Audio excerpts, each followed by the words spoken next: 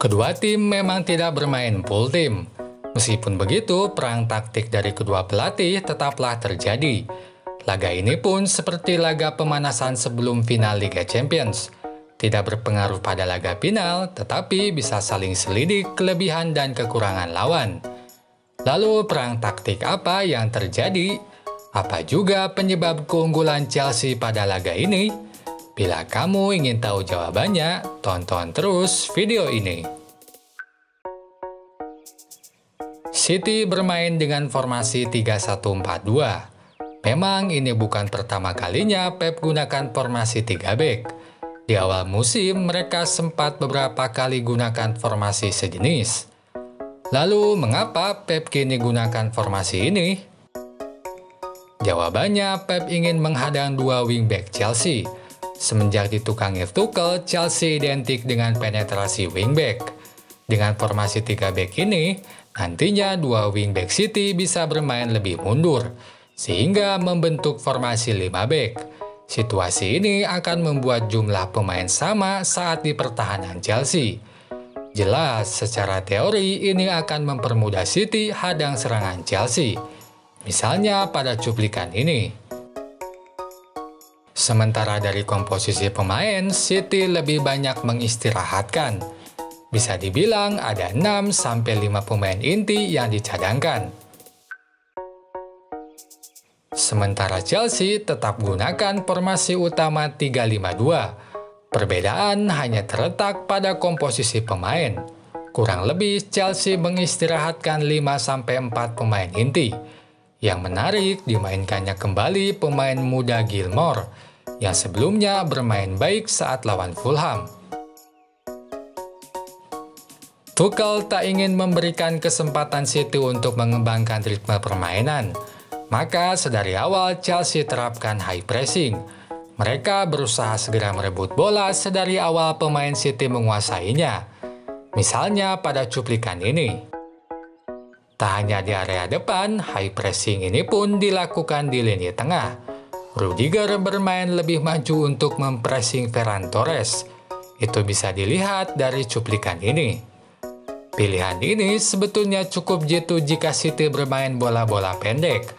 Rudiger bisa segera merebut bola dari Ferran Torres. Tetapi Pep bersiasat lain. Di laga ini justru ia bermain dengan kombinasi long pass. Tercatat City hasilkan 43 long pass. Hal yang biasanya tidak dilakukan Pep karena mereka identik dengan bermain umpan-umpan pendek. Long pass City ini berbahaya karena dua back Chelsea harus berduel dengan dua penyerang City. Beberapa kali Christensen dan Azpilicueta memang berhasil menang duel. Namun kesalahan pun terjadi. Christensen gagal antisipasi bola sehingga gol City tercipta. Lebih jelasnya, lihatlah cuplikan ini.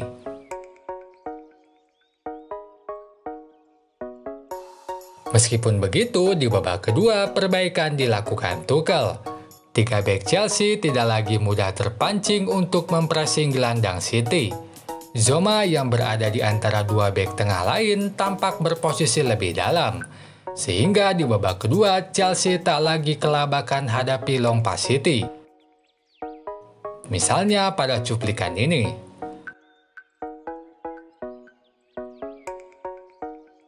Sementara saat melakukan serangan, City terlihat pincang. Bila di kiri, Sterling begitu kontributif, Ferran Torres sebaliknya. Ia tak tampak berdampak di sisi kanan. Ketimpangan ini sebabkan serangan City jadi lebih mudah terbaca. Sebagai bukti, lihatlah perbedaan kontribusi keduanya. Sterling bermain jauh lebih baik. Ia bisa berkontribusi lebih baik dalam penguasaan bola dan juga tendangan. Sama seperti Tuchel, Pep pun tak ingin membiarkan Chelsea mengembangkan permainan. Mereka pun melakukan high pressing sedari awal. Yang membedakan adalah responnya. Bila Pep mengombinasikan dengan long pass, Chelsea lebih berusaha mendistribusikan bola dengan umpan pendek. Misalnya pada contoh ini. Meskipun begitu, eksploitasi high pressing tetap dilakukan Tuchel. Bedanya ia lakukan dengan umpan terobosan dari lini tengah. Saat bola sudah ada di gelandang, Werner selalu siap untuk lari. Misalnya pada cuplikan ini.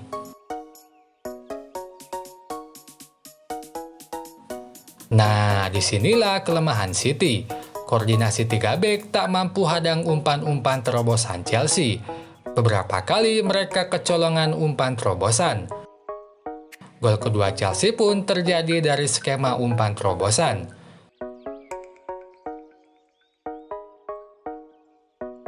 Sementara untuk menyerang, mereka melakukan kombinasi umpan pendek cepat dengan satu pemain menyelinap ke sayap. Skema ini dilakukan dengan satu gelandang serang bermain lebih dalam.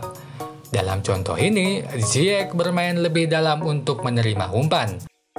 Lebih jelasnya, lihatlah cuplikan ini.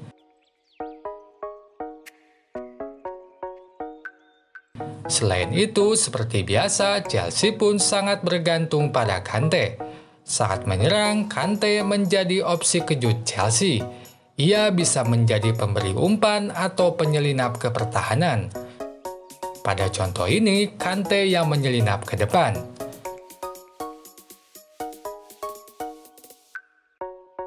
Variasi ini membuat serangan Chelsea lebih sulit dibaca. Tak mengherankan bila ada istilah Chelsea begitu Kanteisme, karena memang kontribusinya cukup besar dalam permainan Chelsea di era Tuchel.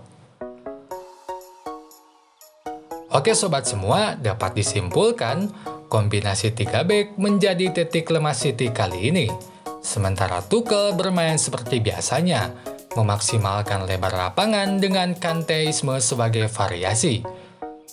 Oh iya, sebelum pamit, jangan lupa untuk tonton juga video analisis lainnya. Sampai jumpa lagi. Goodbye.